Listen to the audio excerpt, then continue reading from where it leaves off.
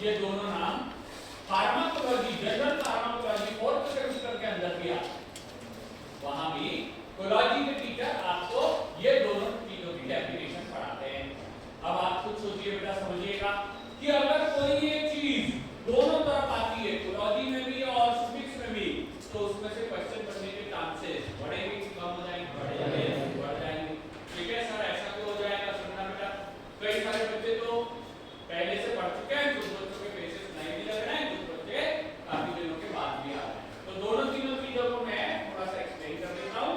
हालांकि बेटा आप ये जानते हैं कि हम जो तैयारी करवाते हैं इसके अंदर सभी कॉम्पिटिटिव एग्जाम्स आ जाते हैं। कॉम्पिटिटिव एग्जाम्स, ठीक है, ये जो एग्जाम सारी मल्टीपल चॉइस क्वेश्चंस के ऊपर बेस्ड होती है, एमसीक्यूज पे बेस्ड होती है। ठीक है, देखिए बेटा, अगर आप में से कोई आगे चलकर ड्रग इंस्पेक्टर बनना चाहता है तो उसको एग्जाम क्वालिफाई करनी पड़ेगी। उस एग्जाम के अंदर क्वेश्चन कैसे आते हैं?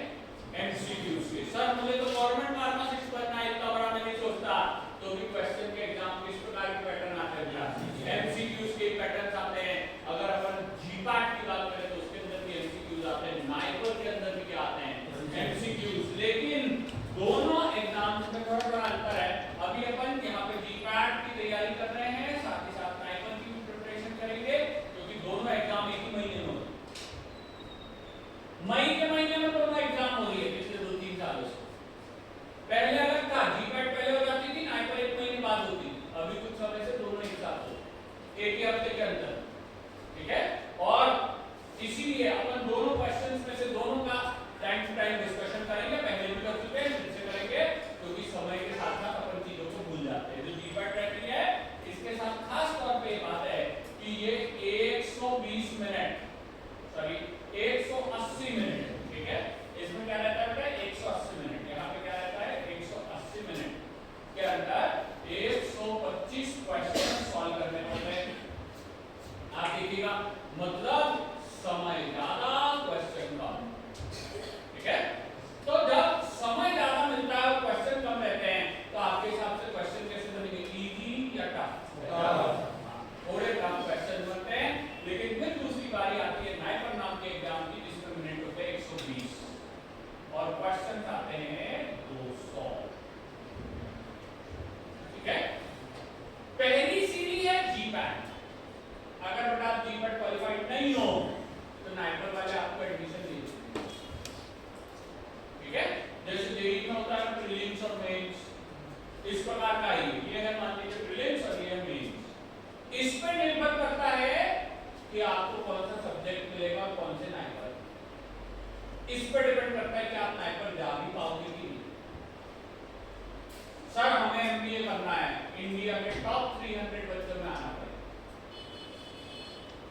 सर नाइपर के अलावा और भी कहीं पे होता है? क्या होता है? मुंबई नरसिंहगंज में फीस है 20 लाख रुपए।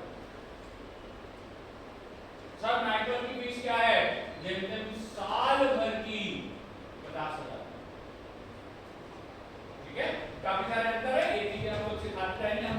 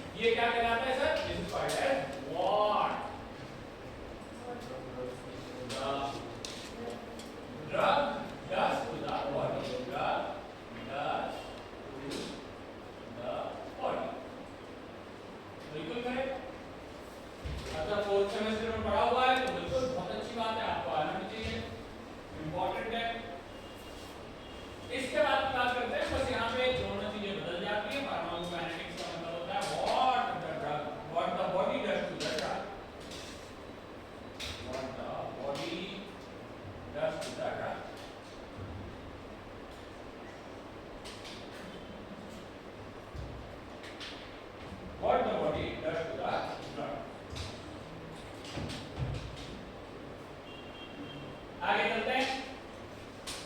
सॉरी मैंने शायद उल्टा लिख दिया, ठीक है तो नहीं ठीक है, ऊपर वाले में डायनामिक्स है what the drug does to the body, dynamics में what the body does to the drugs. बिल्कुल ठीक है, हम आगे चलेंगे, इन्हीं दोनों चीजों को अपन वापस से पढ़ने वाले हैं। इस बार अच्छे खासे एग्जांपल्स के साथ करेंगे। इस बार हमारे जीपीटी टाइमर में क्या क्वेश्चन आते हैं उसके बारे में चर्चा करेंगे। देखना बेटा, मुझे बता दीजिए नाइट पर में कितने मिनट है और क्वेश्चन टफ आएंगे इजी आने पड़ेंगे इजी। अगर वो भी टफ दे दिए तो सिलेक्शन पॉसिबल नहीं। पता चला बच्चा आधे ही क्वेश्चन कर पाया तो कैसे सिलेक्ट होगा? आपको यहाँ पे लेने पड़ते हैं फास्ट क्वेश्चन। उनको ये पता है कि इस बच्चे ने जीपैट क्वालीफाई किया है यानी टेक्निकली तो साउंड है, मतलब इसके समझ में फार्मेसी तो आती है। अब तो हमको ये देखना है कि डिसीजन कितने जल्दी है, कितने फास्ट करेक्ट आंसर ये चूज करता है। तो इसके लिए ये वाले जो होते हैं ये यहाँ पे ज्यादातर समय आपको इजी क्वेश्चन मिलते हैं। सर क्या क्वेश्चन आएगा? क्वेश्चन मैं बोल रहा हूँ आपको आंसर देना है what the body does to the drug is quite. Yes correct. The interaction between body and drug is quite correct। अच्छा हुआ आपसे बीच में ये नहीं सोचा कि सर बीच वाला दूसरा क्वेश्चन पूछोगे। हमेशा क्या होता है अपने मन में कुछ और चल रहा होता है और क्वेश्चन में कुछ और पूछता है। बिल्कुल सही बात है, अपना अगला हेडिंग डालेंगे अपन this is called as pharmacodynamics. आगे चलेंगे बेटा, हम नेक्स्ट वाले पोर्शन पे चलते हैं जिसको कहा जाता है फार्माकोडायनामिक्स। पहले अपन यहाँ पे बात करेंगे फार्माकोडायनामिक्स।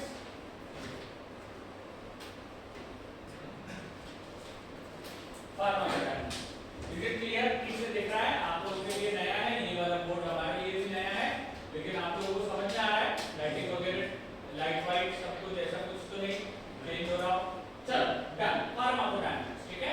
फिर से लिख लेते हैं यहाँ पे what the drug does to the body, drug does to body.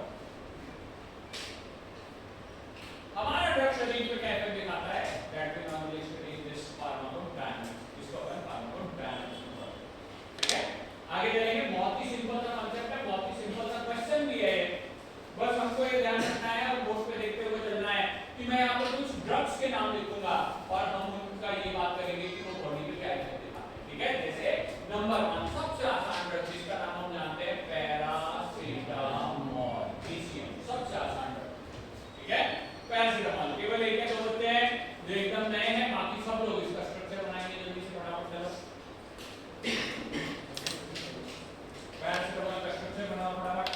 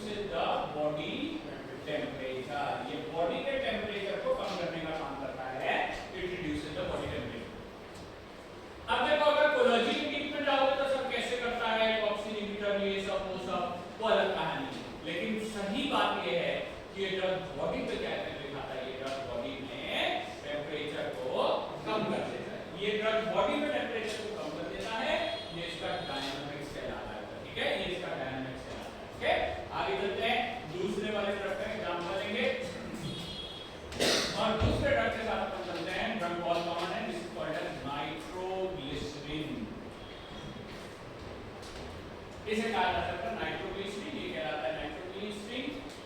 बेटा पीछे तक आवाज आ रही है तुम्हें? कोई समस्या तो नहीं है? चलिए अपन आगे की बात करते हैं। ड्रग का नाम है नाइट्रोग्लिसरीन। ड्रग को सभी जानते हैं कि इसका फार्माकोडायनामिक्स क्या होता है कि ये हमारा रिड्यूस कर देता है किस चीज को, ब्लड प्रेशर को। इसका डायनामिक्स क्या है, इट रिड्यूसेस द हीट। इसका डायनामिक्स क्या है, इट रिड्यूसेस द हीट। कैसे करता है, that is called mechanism of action. उसका भी मैं चर्चा नहीं कर रहा हूं, तो वाले सर पढ़ाएंगे।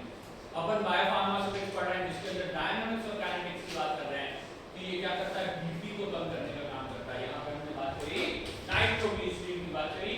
तीसरी ड्रग पे चलते हैं। ड्रग बहुत ही कॉमन है, ड्रग का नाम है इंसुलिन। ठीक है, इंसुलिन ये शरीर पे क्या करता है, ब्लड ग्लूकोज लेवल, बिल्कुल ठीक कहा आपने, ये ब्लड ग्लूकोज लेवल को कम कर देता है।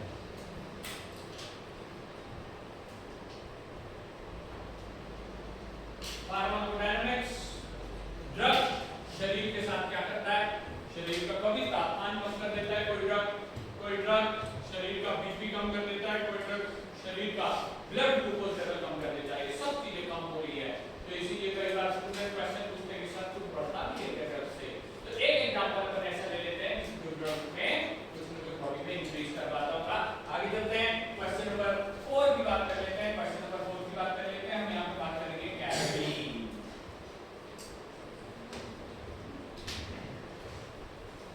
मेरा ख्याल सभी लोग ये जानते हैं कि सर चाय और कॉफी के अंदर बहुत सारी मात्रा में क्या प्रेजेंट होता है, कैफीन। ठीक है सर, ये क्या करता है हमारे शरीर में, वेरी गुड, बिल्कुल सही बात है कि स्टिमुलेट्स द सीएनएस। ये सीएनएस को स्टिमुलेशन कर देता है, स्टिमुलेशन कर देता है। ठीक है, स्टिमुलेशन कर देता है। तो केवल एक एग्जांपल इसलिए लिया क्योंकि ये स्टिमुलेशन का काम करता है। सब लोग ये चीज बहुत अच्छे जानते हैं। जरा बोर्ड पे देख करके भी समझना चाहिए। मैं बहुत ही आसान शब्दों में बता रहा हूं कि आप ये टॉपिक अच्छे से जानते हो, 4th सेमेस्टर से पढ़ते आ रहे हो। मेरा ख्याल में से एक आध ही स्टूडेंट कौन से सेमेस्टर में होता है, 6th में पहुंचे। ठीक है, तो ये सभी लोग ये जानते हैं कि 4th सेम 5th सेम में अपन ने बहुत सारी ड्रग्स के बारे में सुना हुआ है, पढ़ा हुआ है। ठीक है, अब इसमें से कई सारी ड्रग के और भी एग्जांपल लिए जा सकते हैं। कुछ ड्रग्स, क्वेश्चन सुनना, अगर के एक ड्रग का नाम बताता हूं जिसका नाम है एड्रेनलिन, सुनाएंगे कभी? हां ठीक है, अगर एड्रेनलिन नाम का ड्रग शरीर में दिया जाए तो वो बॉडी के साथ क्या करती है, हार्ट रेट बढ़ाता है। ठीक है, हार्ट रेट को बढ़ा देगा, बिल्कुल सही बात है। ठीक है, अगर कोई एक ड्रग बोलता हूं शरीर के साथ क्या इफेक्ट दिखा रहा है इसके बारे में बात कर रहा हूं। एक ड्रग का नाम है मिनॉक्सिडिल। ठीक बात है, वैसे ये शरीर के साथ क्या करेगा, ग्रोथ बढ़ाता चला जाएगा। ठीक है, हेयर की ग्रोथ को इंप्रूव कर देगा। कर किसके साथ रहा है, शरीर के साथ। कर बन रहा है ड्रग। इस चीज को क्या कहते हैं, फार्माकोडायनामिक्स। इस चीज को कहा जाता है फार्माकोडायनामिक्स। अगला क्वेश्चन सुनिएगा। एक ड्रग आता है कोग्नोसी के नाम का, जिसको बोलते हैं एक्ट्रोपापेराडोन। ठीक है, अगर इस ड्रग को आंखों में डाला जाए तो ठीक बात है, वेरी गुड बेटा, बहुत बढ़िया। सर ये क्या करता है, ये हमारे पिupil साइज को डायलेट कर देता है। ठीक है, ये कोई ड्रग है, जब अपन आंख चेक कराने जाते हैं तो डॉक्टर के जो भैया रहते हैं सामने नंबर लगाने वाले, वो आंखों को ड्रॉप डाल करके बैठा देते हैं कि भैया 10 मिनट रुक जाओ, डॉक्टर साहब के पास अभी कोई पेशेंट है, आपका नंबर आएगा करके ड्रॉप आंखों में डाल। तो क्या होता है, डायलेट हो जाता है। सर डायलेट होने से क्या होगा, डॉक्टर को अंदर का दिखेगा, लेंस, रेटिना, वो डॉक्टर साहब देख करके चेक कर सकते हैं कि भैया ये रेटिना, ये लेंस कहीं ऐसा तो नहीं आगे जाकर के कुछ समस्या का क्वेश्चन होगा। इसके लिए वो लगातार इस प्रकार से एक्ट्रोपा। तो ये अपन केवल एग्जांपल ले रहे हैं, कई सारी ऐसी चीजें होती है अलग अलग इफेक्ट दिखा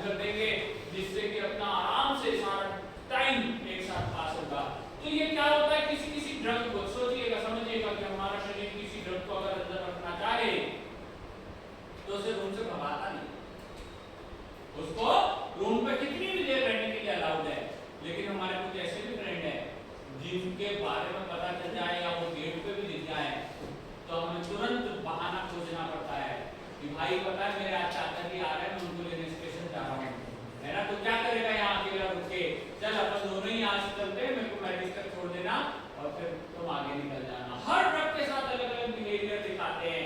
जैसे इनमें से ये सारी ड्रग्स का एग्जांपल ले रहा हूँ, ऐसा कौन सा ड्रग है जिसको अगर गेट तक भी आ जाए, हमारे रूम के अंदर तक भी आ जाए, तो भी रूम में घुसने नहीं दो? करेक्ट आंसर कौन सा होगा? चलेगा, थोड़ा समय लेकर के आंसर दीजिए। सर तुम्हारा एग्जांपल नहीं समझ में आया। बिल्कुल सही बेटा।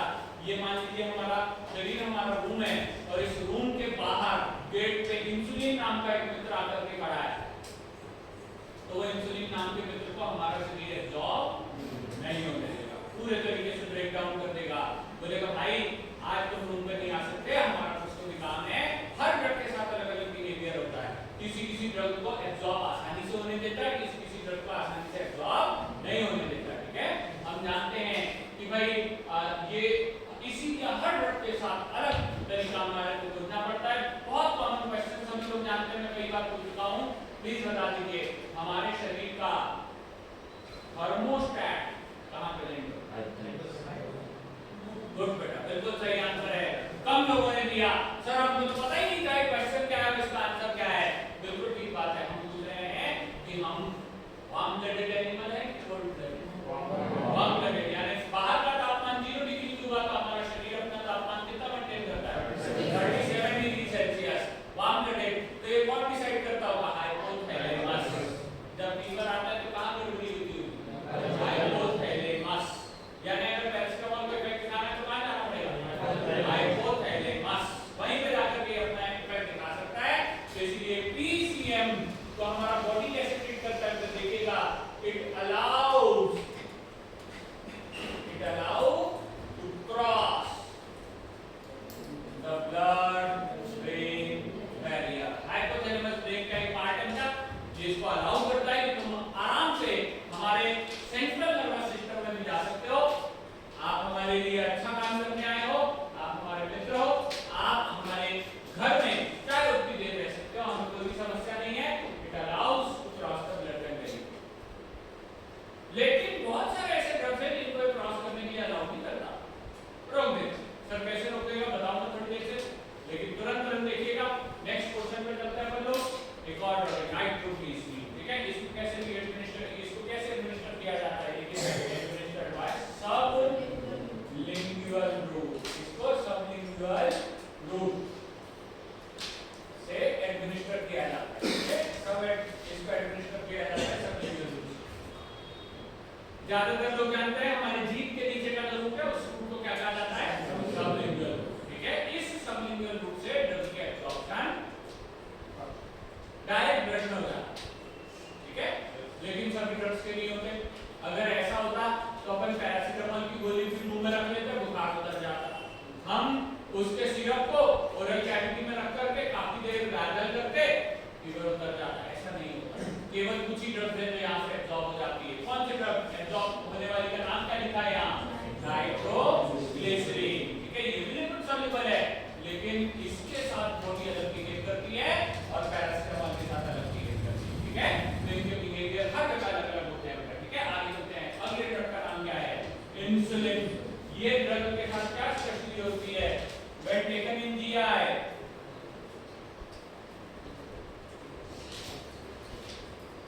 तो जीआई में लेने के बाद इसका क्या होता होगा?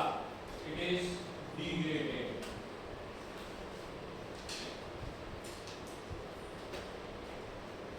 ये डिग्रेड हो जाती है शरीर के अंदर ही डिग्रेड हो जाती है। It is degraded in the body. ये हमारे शरीर के अंदर ही डिग्रेड हो जाती है। It is degraded in the body. ठीक है, it is degraded in GI. Degraded in GI. ये अलाउ ही नहीं करता उसको कि वो अंदर आ सके। फटाफट आगे चलते हैं। तीन ड्रग्स अलग अलग, तीनों के साथ अलग अलग बिहेवियर दिखाता है हमारा शरीर।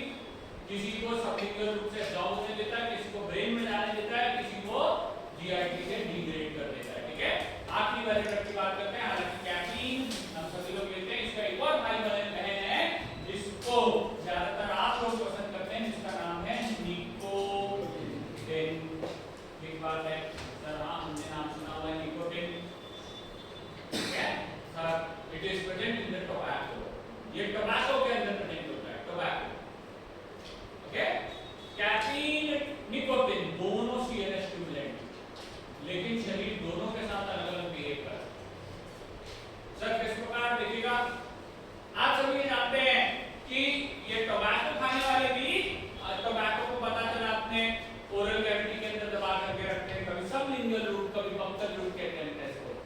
ये ड्रग भी बक्कल रूट से एब्जॉर्ब हो जाता है। एक बात बताओ, ये किसको स्टिमुलेट करता है? CNS को। यानी क्या ये लिपिड सॉल्युबल होगा?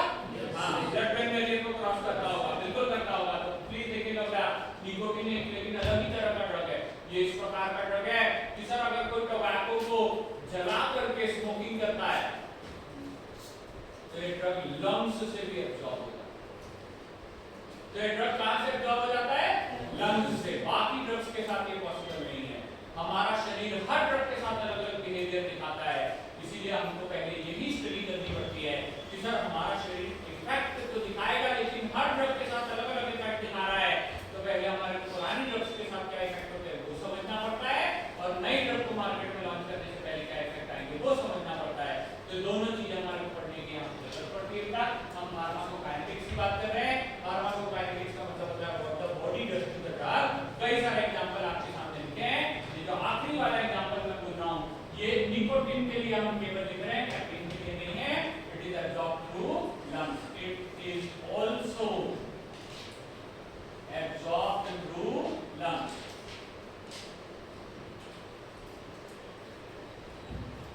ये लंग्स के द्वारा भी एब्जॉर्ब हो जाता है, इट एब्जॉर्ब्ड थ्रू लंग्स। ये लंग्स के द्वारा भी एब्जॉर्ब हो जाता है। आगे चलते हैं, बहुत ही सिंपल सा टॉपिक है फार्माकोकाइनेटिक्स, जिसके अंदर ये दोनों तीनों चीजें इंक्लूडेड होती हैं। Is it clear? यहां तक क्लियर है? अब चलते हैं अपन आज का जो हमारा टॉपिक है। प्लीज एक और चीज समझ लीजिएगा बेटा कि हम लोग जो है ना ये कम पढ़ते हैं, थोड़ा सा क्या कम पढ़ते हैं सर, जिसको अपन कहते हैं डायनामिक्स। ठीक है, अपन डायनामिक्स कम पढ़ेंगे। क्यों?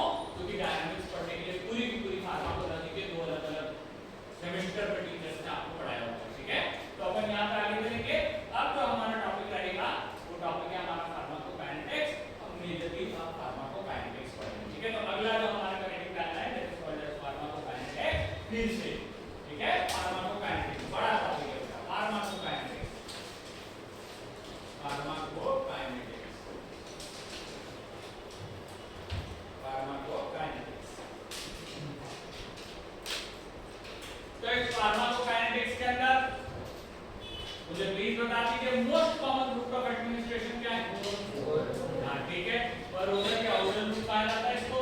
अगर अपन बात करें तो इसको एंटेरल रूट सबसे पहले बोला जाता है। ठीक है, एंटेरल के आगे अगर पैर एंटेरल लगा दे तो मीनिंग क्या होगा? Other than intestine. एंटेरल का मीनिंग क्या होता है? इंटेस्टाइन वाला रूट। देखिएगा बेटा, ध्यान से देखिएगा, ये जो एंटेरल रूट है हमारा, इस एंटेरल रूट के अंदर तो तीन प्रकार की चीजें आती हैं। क्या क्या? सबसे पहले आता है ओरल कैविटी। सबसे पहले क्या आता है बेटा? Oral cavity. इस ओरल कैविटी के अंदर दो चीजें, कौन कौन सा? Sublingual and buckle. Very good बेटा, बक्कल, BUCCAL, बक्कल। ठीक है, तो ये जो रूट्स हैं ये ओरल कैविटी के रूट्स कहलाते हैं। इसके बाद आता है पर ओरल रूट। पर ओरल रूट,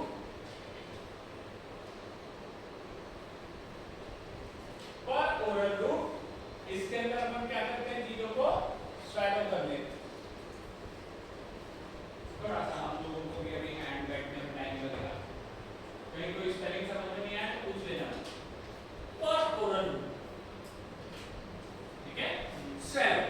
अब इसके अंदर क्या होता है? Tablet, capsule, emulsion, suspension, syrup, लगभग सभी तरीके की चीजें जो ओरल रूट से नीचे की तरफ ले ली जाती हैं वो सभी इसके अंदर आती है। इसको कहा जाता है per oral route. This is called as per oral route. ठीक है, लेकिन सुनो, ये आप और हम फार्मासिस्ट जान सकते हैं कि पर ओरल रूट अलग से क्या होता है सर। इसीलिए जनरली क्या होता है, ह्यूमंस या सामान्य व्यक्ति जो फार्मेसी नहीं जानता तो इसको पर ओरल की जगह पे केवल ओरल रूट ही कहता है। ठीक है, ओरल रूट इसको कहा जाता है। ओके, तो per oral and oral route are same, लगभग 95% दोनों रूट सेम होते हैं। ठीक है, लेकिन लास्ट रूट जो एंटेरल रूट के अंदर आता है उसको अपन कहते हैं रेक्टल रूट।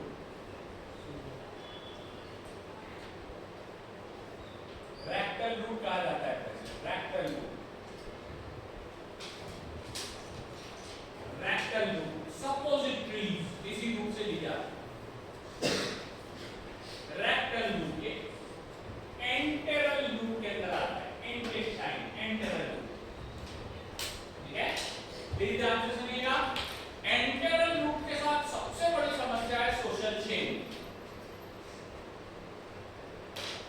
ये वाले रूट के साथ, रेक्टल रूट के साथ सबसे बड़ी समस्या है सोशल शेप। ठीक है, इसमें डॉक्टर भी शायद अपने पेशेंट को खुल करके बता नहीं सकता how to use the suppositories. Pharmacist के पास जाए तो वो यूज करने का तरीका सामान्य लोगों को बता नहीं सकते, और लेने वाले को भी इसमें कई बार इतनी अजीब सी फीलिंग होती है कि सर ये कैसे दे रहे अपन, लेकिन आप उसको बस 1 मिनट रुक जाइए, आप बोलेंगे कि सर कितना अच्छा रूट है। ठीक है, आप समझिएगा बेटा, आप सभी ने एक वर्ड सुना है जिसे कहा जाता है प्री मैच्योर बेबी। सुना है क्या? ऐसे बेबी जो 52 वीक्स के पहले ही मदर के बॉडी से बाय बर्थ बाहर निकला। ठीक है, वो कमजोर भी होते, उनके बॉडी में पूरे न्यूट्रिशन नहीं होते, आप उन्हें जितना भी रखना चाहते, वो इतने छोटे हैं कि कई बार उनको हॉस्पिटल में नियोनेटल यूनिट्स के अंदर रखना पड़ता है। ठीक है, जिसको आम भाषा में पेटी कहते हैं, बच्चों की पेटी में रख देते हैं, हमारे घरों में इस प्रकार की लैंग्वेज यूज में आती। तो वो जो इंक्यूबेशन सेंटर्स होते हैं उनके, उसमें मदर्स अंदर नहीं होती, केवल बच्चे होते हैं, उनकी इंटेंसिव केयर यूनिट होती है, न्यूनेटल इंटेंसिव NICU कहा जाता है उसको, इंटेंसिव केयर यूनिट फॉर न्यूनेटल्स ये कहा जाता है उसको। अब आप सोचिए प्री मैच्योर बेबी जो अपने मदर मिल्क को भी अच्छे से नहीं पी सकता, आप उसे दवाई दिलाने की बात कर रहे हो, तो दवाई नहीं लोगे मर जाए, वैसे ही ठीक है। सर और कोई रूट ढूंढो ना, ढूंढो IV रूट, इतने छोटे से बच्चे के शरीर में ढूंढो कितनी वेन्स ढूंढ सकते हो, और हर वेन के साथ 1-2 दिन में ब्लॉकेज, हमारा शरीर वेन्स को ब्लॉक करता है। तो इतने से छोटे से बच्चे के बॉडी में ड्रग पहुंचाने का देखो कितना आसान रूट, ओरल रूट से वो ले नहीं सकता, इंजेक्शन में बहुत दर्द है इतने से बच्चे को, तो सबसे आसान रूट कौन सा होगा? रेक्टल। ठीक है, तो ये रूट्स अलग-अलग प्रकार के होते हैं, उनका हर रूट का अपना एडवांटेज डिसएडवांटेज है। हम यहाँ पे इंटेरल रूट में सबसे पहले सबसे इंपॉर्टेंट केवल ओरल रूट की बात करें। ठीक है, अपन डायरेक्ट केवल ओरल रूट की बात करेंगे बेटा। इस ओरल रूट के अंदर हम जो सबसे आसान तरीका है एक डायग्राम हमको बनाना है, और प्लीज ध्यान रखिए बेटा, आपके बायोफार्मास्यूटिक्स के अंदर जो 5 क्वेश्चन यूनिवर्सिटी के लिख के आओगे, पांचों के पांचों क्वेश्चन में डायग्राम बनेगा, तो मैं भी बना। ठीक है, आपको पता है कोई सी भी यूनिवर्सिटी हो सिलेबस एक जैसा है, सिलेबस एक जैसा है, और सबको ही पता है कि सर पॉइंट वो पूरी कहानी लिखने से ज्यादा अच्छा होता है वो डायग्राम बनाना, और उससे मार्किंग सब बढ़ जाता है। तो आपको एक डायग्राम वहां पे बनाना पड़ेगा। अपन यहाँ पे फिर से हेडिंग देंगे फार्माकोकाइनेटिक स्टडीज, यहाँ पे अपन हेडिंग देंगे फार्माकोकाइनेटिक स्टडीज। इसके अंदर कुल मिलाकर के हम लोग पढ़ते हैं 4 अलग-अलग चीजें। ठीक है, वो चारों चीजें क्या होती है तो यहाँ पे देख लेंगे अपन। नंबर 1 सबसे पहले नंबर पे आता है एब्जॉर्प्शन। ठीक है, मैं इसकी डेफिनेशन लिखाऊंगा। दूसरे पे आता है डिस्ट्रीब्यूशन, तीसरे नंबर पे आता है मेटाबॉलिज्म, और चौथे नंबर पे आता है एक्सक्रीशन। ठीक है बेटा, इन चारों चीजों में मैं कुछ अभी क्लासिफिकेशन करूंगा, इन चारों को छोटे-छोटे ग्रुप्स में डिवाइड कर दूंगा। ठीक है, इनके आगे डेफिनेशन भी लिखूंगा, थोड़ी सी जगह मुझे वहां पे चाहिए, बाकी मैं एक छोटा सा डायग्राम यहां बना रहा हूं, बिल्कुल आसान डायग्राम है। सबसे common route oral route, oral route से सबसे पहले ईसोफेगस में आता है, ईसोफेगस से होकर के ये पहुंचता है हमारे स्टमक में, और स्टमक से फिर चला जाता है हमारी इंटेस्टाइन। ठीक है, ये डायग्राम जो मैं बना रहा हूं आपको पूरे 4 से 5 क्वेश्चंस में ये डायग्राम आएगा बेटा, हर बार आपको बना करके आना है। ठीक है, इस डायग्राम में हाँ जैसा मैंने बोला, हम हमेशा बात यही करेंगे कि पहले 6 सेमेस्टर में आने वाली चीजों के बारे में चर्चा करेंगे, फिर जीपैट, नाइकॉट, ड्रग इंस्पेक्टर, गवर्नमेंट फार्मेसी सब उसी सिलेबस से आता है। ठीक है, बस अपना अप्रोच थोड़ा सा चेंज करेंगे कि हाँ सर हम लोग कर सकते हैं। ठीक है, आगे चलेंगे। यहाँ से बारी आती है सिस्टमिक सर्कुलेशन की, यहाँ से बारी आती है systemic circulation, systemic circulation, circulation. Systemic circulation. मेरा पुराना क्वेश्चन है, एक बार आपकी क्लास में पूछ चुका हूं, पिछले सेमेस्टर में कुछ बच्चे नहीं आते थे, लेकिन बाकी सभी लोग ये जानते हैं। क्वेश्चन सुनना बेटा, ऐसे किसी प्लांट टिश्यू का नाम बताओ जो एब्जॉर्ब वाटर को रूट से लीक कर ले जाता है। ऐसे किसी प्लांट टिश्यू का नाम बताओ जो एब्जॉर्ब वाटर को रूट से लीक कर ले जाता है। बिल्कुल सही, जाइलम। सभी को पता है, क्लास 9 10 11 12 में पढ़ा है सर, बॉटनी, उसके बाद बॉटनी पढ़ना होती है, कोई बात नहीं। दूसरा क्वेश्चन सुनिएगा, ऐसे किसी प्लांट टिश्यू का नाम बताइए जो बनाए हुए फूड को लीफ से रूट तक ले जाता है। बिल्कुल ठीक बात है। प्लांट्स जाइलम एंड फ्लोएम दो टिश्यूज लाने ले जाने का काम करते हैं। क्वेश्चन इतना बड़ा इंटरेस्टिंग है, ऐसे किसी ह्यूमन टिश्यू का नाम बताओ जो खाए हुए फूड को जीआईटी से दूसरे टिश्यूज तक ले जाता है।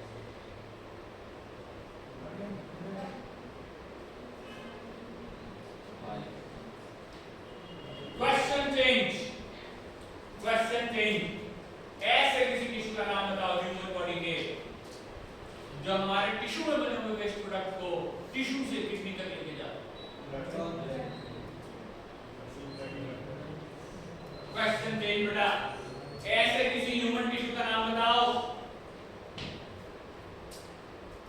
जो हमारी ली हुई ऑक्सीजन को लंग्स से दूसरे टिश्यू तक ले जाता है। आखिरी क्वेश्चन, ऐसे किसी टिश्यू का नाम बताओ जो मास्टर ग्लैंड पिट्यूटरी से रिलीज हुए हार्मोन को पिट्यूटरी से दूसरी जगह पे लेकर के जाता है। आंसर सबका एक ही बेटा, करेक्ट आंसर है ब्लड या सिस्टमिक सर्कुलेशन। ये सभी चीजों को सर्कुलेट करता है।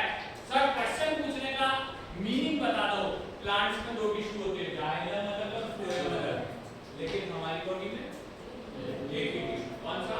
ब्लड। उसी को क्या कहते हैं, वहां लिखा है सिस्टमिक सर्कुलेशन। ये लगातार सर्कुलेट होते रहता है, एक जगह आया दूसरी जगह गया, एक जगह आया दूसरी जगह गया, ये लगातार सर्कुलेट होता है, इसलिए इसको कहा जाता है सिस्टमिक सर्कुलेशन। ठीक है, ये ब्लड के अंदर, इसके अंदर लगभग 90% पानी प्रेजेंट होता है। हमारे शरीर में कुल एवरेज 70% पानी है, लेकिन उसमें से ब्लड के अंदर 90% प्रेजेंट होता है। क्वेश्चन नहीं जानते, क्या मुझे बता सकते हैं कि क्या हमारे शरीर के सभी टिश्यूज में 70% पानी होता है? क्या किसी ऐसे टिश्यू का नाम बता सकते हैं जिसमें पानी कम होता है? बोन्स के अंदर पानी कम होता है, बोन्स के कंपैरिजन में मसल्स में और मसल्स के कंपैरिजन में ब्लड और ज्यादा होता है। ठीक है बेटा, ब्लड के अंदर करीब 90% पानी होता है, कुछ सेल्स के बाहर और कुछ सेल्स के अंदर। ठीक है, दोनों तरफ पानी प्रेजेंट होता है। ब्लड में पानी होता है जब तो लगातार रहता है। ठीक है, तो अपन आगे बढ़ते हैं।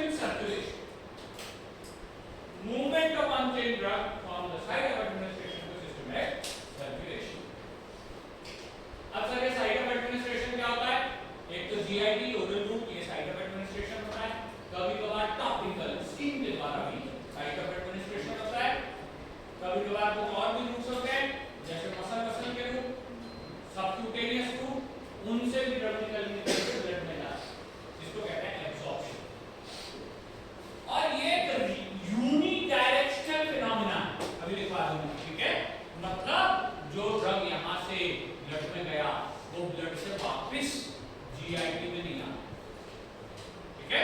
तो सर फिर कहा जाता है, बताता हूं 2 मिनट से। अब देखिएगा इस ब्लड को एक हार्ट नाम का पंपिंग सिस्टम पंप करता है, जो इस ड्रग को हमारे पूरे शरीर के अंदर अलग अलग जगह पे लेकर के जाता है, ठीक है। हार्ट पंपिंग करता है और ये ड्रग पूरे शरीर में घूमते रहता है। क्या कोई ये बता सकता है हमारे शरीर में लगभग कितना ब्लड होगा?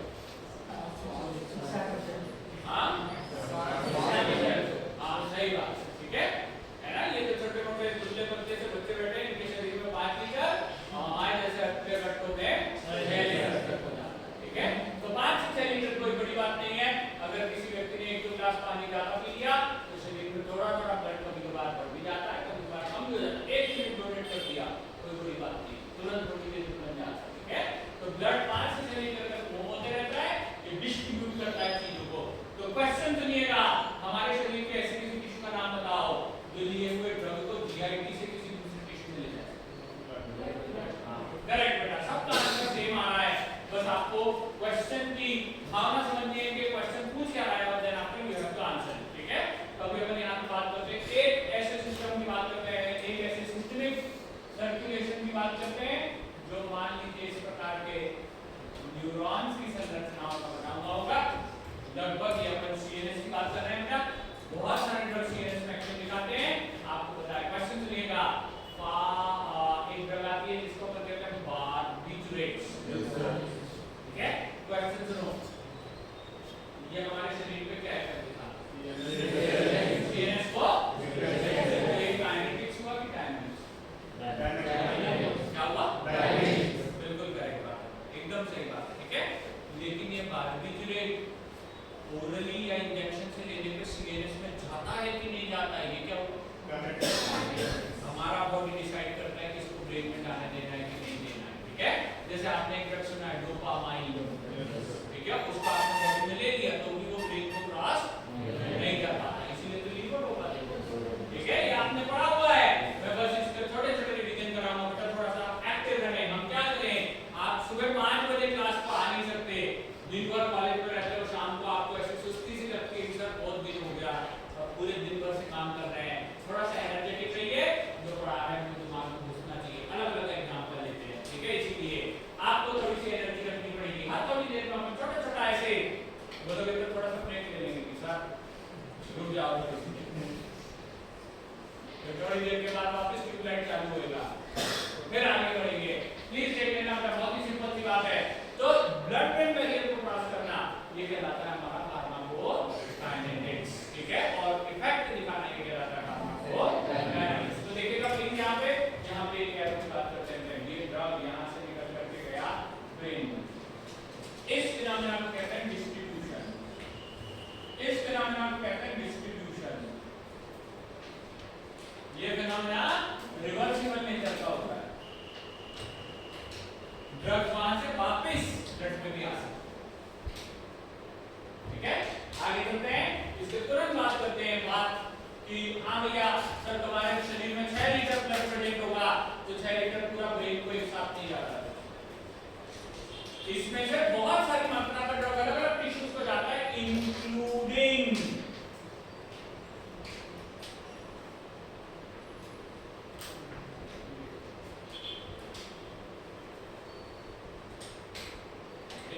लिवर, ठीक है। अब लिवर के अंदर एंजाइम्स बहुत प्रेजेंट होते हैं, ठीक है। लिवर के अंदर बहुत सारे प्रेजेंट होते हैं एंजाइम्स। इन एंजाइम्स का क्या काम होता है? इन एंजाइम्स का काम होता है ड्रग को मेटाबोलाइज कर देना, और ये ड्रग को इधर आने पे मेटाबोलाइज कर देते हैं, इस ड्रग के हाथ में तोड़ करके इसको फेंक दिया जाता है। ये मेटाबॉलिज्म कहलाता है। कैसे होगा, क्या होगा 2 मिनट में बताऊंगा, बट ये यूनिडायरेक्शनल, एक बार किसी का हाथ तोड़ दिया जाए तुरंत नहीं जुड़ सकता, इसको जुड़ने में बहुत समय लगता है, ये एक ही डायरेक्शन में जाता है, इसको मेटाबॉलिज्म कहते हैं। यहाँ पे वही 5 लीटर का ब्लड घूमते हुए किडनी में भी पहुंचता है, जिन किडनी से ज्यादातर वाटर सॉल्युबल ड्रग्स को यहाँ पे क्या कर दिया जाता है, एक्सक्रीशन, इनका हो जाता है एक्सक्रीशन, ठीक है। ये ड्रग्स क्या होते हैं, ये ड्रग्स यहाँ से निकल करके एक्सक्रीट आउट हो जाते हैं, एक्सक्रीशन ये भी एक यूनिडायरेक्शनल फिनोमेना है, ठीक है। ये सभी चीजें इस प्रकार से हमारे